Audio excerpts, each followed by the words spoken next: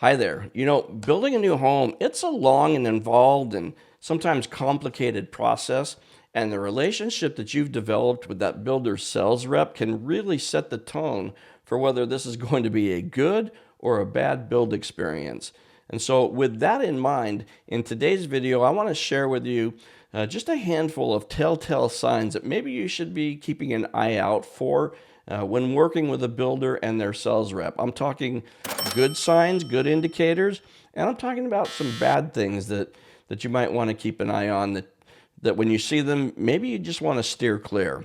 Hi, and welcome to the channel. My name's John Ferrin. I'm a realtor here in Queen Creek, Arizona, and over the years, I have helped a lot of people just like you purchase their new construction homes. And during that time period, I've worked with a lot of sales reps, and I've noticed some of the indicators that are going to kind of help me understand if this is going to be a good or a bad transaction. So let's just jump right into this, and we'll talk about these things in really no particular order. But the first one is, when you walk into that sales office, how were you greeted or not?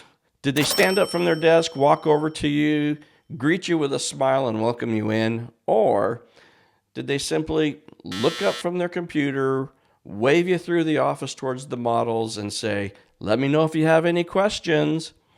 Now, I get most of us don't want to be overpowered by a pushy sales agent. I certainly don't, whether it's buying a house or anything else. But the dismissive, uninterested sales agent, now they can really set the tone for a negative build process. I will, however, add an asterisk here.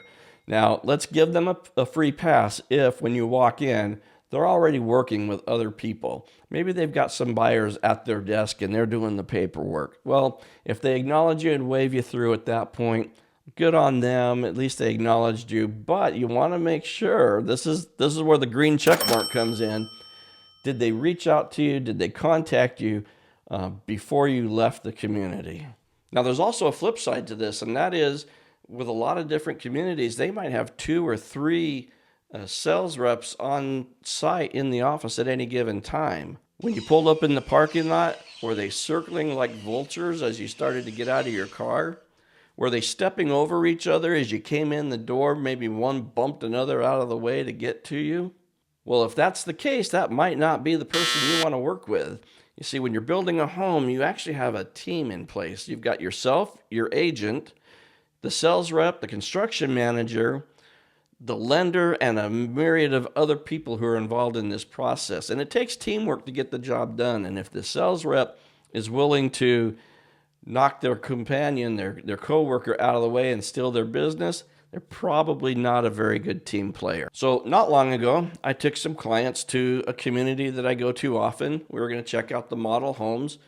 And as we walked through the door into the office, I made eye contact with my favorite sales rep at that community. And as we started to walk towards her, out of nowhere came her partner who intercepted us. Now, I know she meant nothing malicious by it, but I thought it was pretty obvious that we were headed back to see this other sales agent. But she intercepted us, and she was polite and friendly and easy enough to work with. But just the fact that she did that really kind of left a bad impression of her and even the community on my buyers at that time. I totally understand that they probably have some sort of a rotation, and maybe she was up next as we came through the door, but another agent at another community might have had other motivations to do that. So if they're willing to steal business from their co-workers, they may not be the kind of sales rep that you want to work with. Now, am I being a little over dramatic? Maybe, but it is something to keep in mind. So here's another one. Now, every builder has a rule, and it's always posted on the front door and elsewhere, that if you're working with a realtor, your agent must accompany you on your first visit to the community. Now, the underlying reasoning behind this has to do with the concept of procuring cause. In real estate transactions, procuring cause refers to the real estate agent or broker whose actions resulted in the sale. So, in other words, Did the person purchase the home because their agent brought them to the community, introduced them to the community, and that's what caused the sale of the home? Or did they wander into that community all on their own and work with the sales rep, or at least start to work with the sales rep in the purchase of that home? You see, what it really comes down to is the payment of a commission. Now, some builders, they are really strict on enforcing that rule. If the agent wasn't there on the first contact, the agent can't be brought in later. Other builders, they're really pretty lax on that. And even if the person might have been in a couple of different times, depending on the circumstances, they might let that realtor come on board. Most builders, they're fairly reasonable when it comes to the enforcement of this rule. Again, it's going to depend a lot on the circumstances. So, story time again. So, I was working with a client.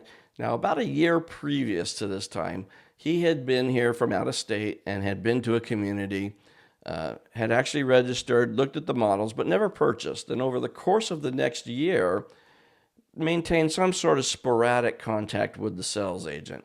Well, the year goes by, 14 months, whatever it was. Now he's decided he wants to make a purchase. So he reaches out to me, wants me to represent him. So I go to that community to make sure that they're going to allow that.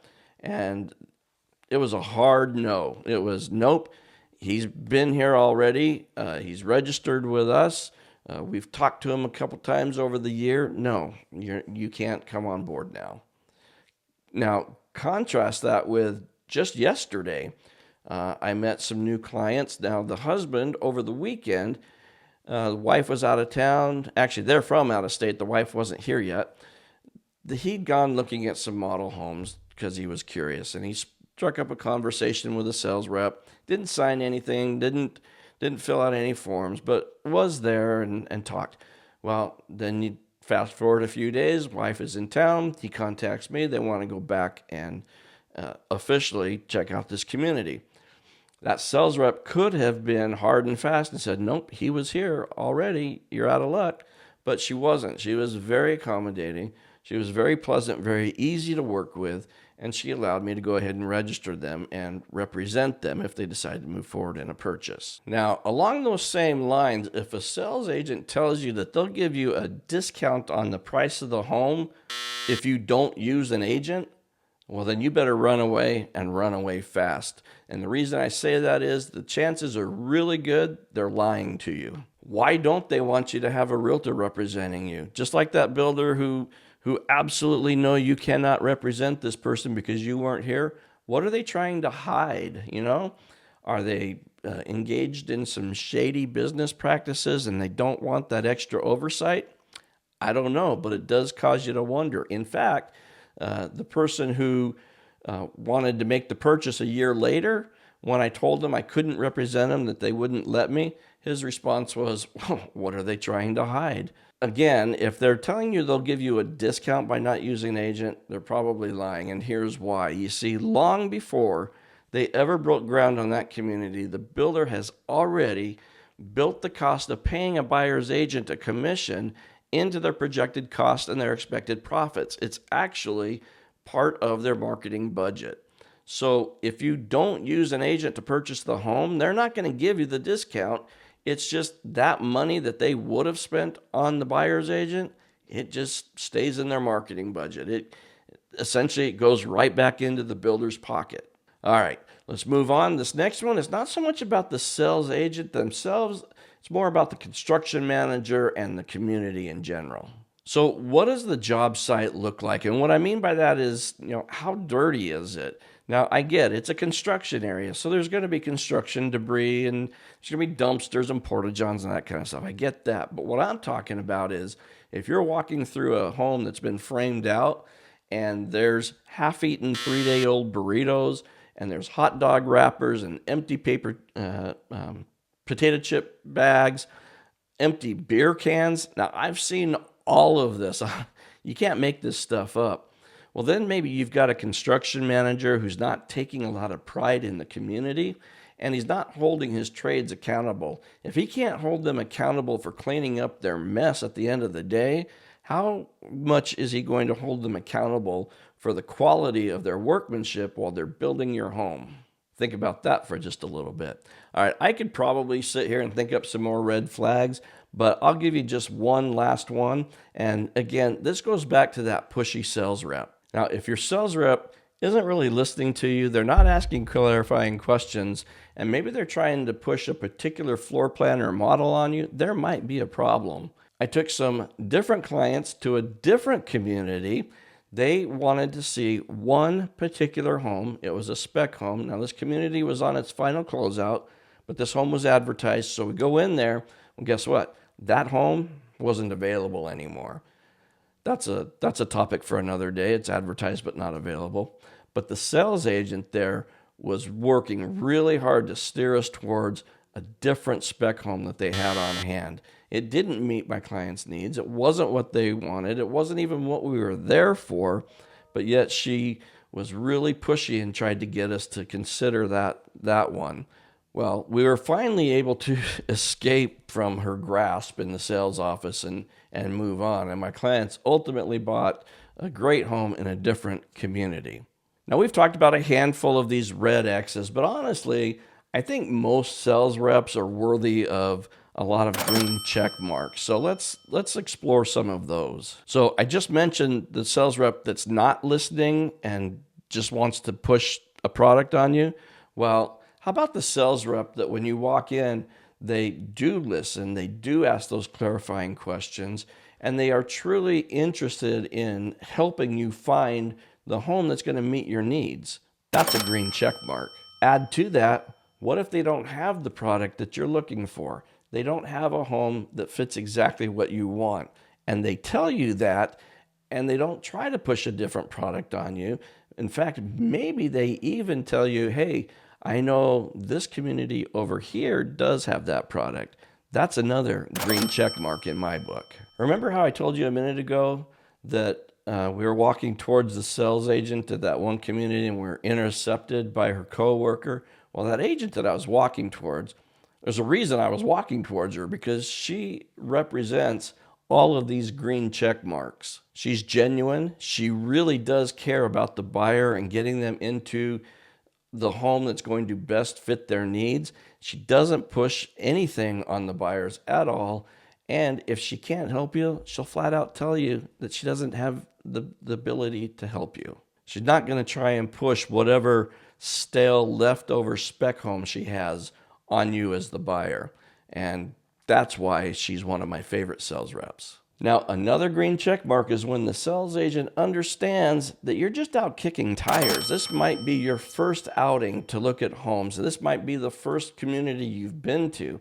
Now, the one that understands that you're probably not going to buy today, that person gets a green check mark, because again, there's no pressure. But the one who allows you to look, is interested in helping you, doesn't push anything on you, understands you're not going to buy today, that's probably the sales agent you're going to go back to when the time does come for you to actually sit down and make a purchase. Oh, here's one. How about the sales rep that actually knows their product inside and out?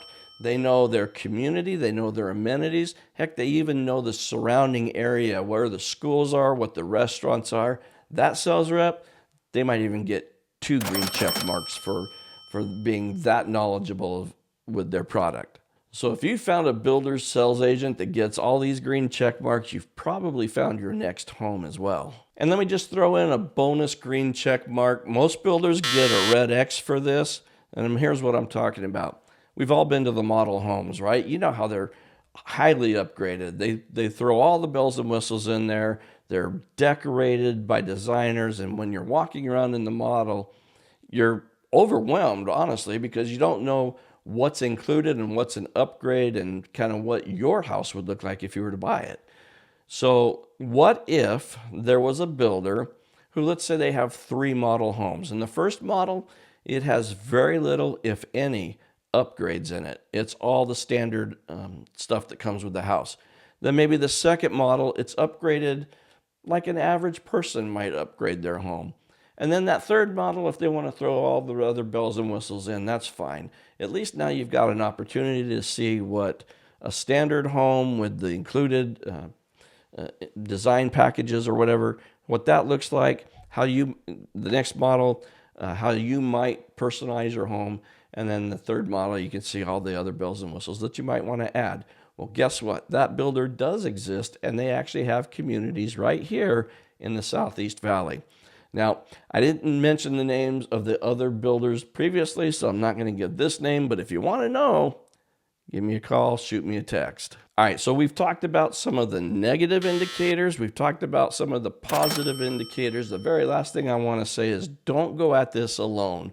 Be sure that you actually have a realtor representing you in this transaction. You know, a lot of people simply assume that that builder sales rep will represent them, but you got to remember that sales rep is an employee of the builder, and that's who they represent. Now, I work with a lot of builder sales reps, and they're all great people, but he or she does answer to the builder first and foremost. And whether you saw the red flags and you ignored them, or you found a builder with all green check marks, that sales agent, now they'll facilitate the process and they'll get the paperwork done, and they do have a duty to treat you fairly and be honest with you, but it's highly unlikely that they're going to be your true advocate because, again, they're employed by the builder. So if you are considering building a new home in Phoenix, or more specifically Queen Creek and the surrounding area, then give us a call. We would absolutely love to help you like we've helped so many others. We can help you with the new build homes. We can help you with resale homes. We can even help you sell your current home. So be sure to hit us up. Now, we do offer free consultations, so I'll put our contact information at the end of the video, but there's an even easier way to get a hold of me. There is a link in the description of this video. Just click on that link, and you can schedule your own private Zoom call with me. Now, if you want to know more about Queen Creek in general, this is the video you want to watch. And this one down here, this is the one you need to watch if you want to learn more about the new construction home building process.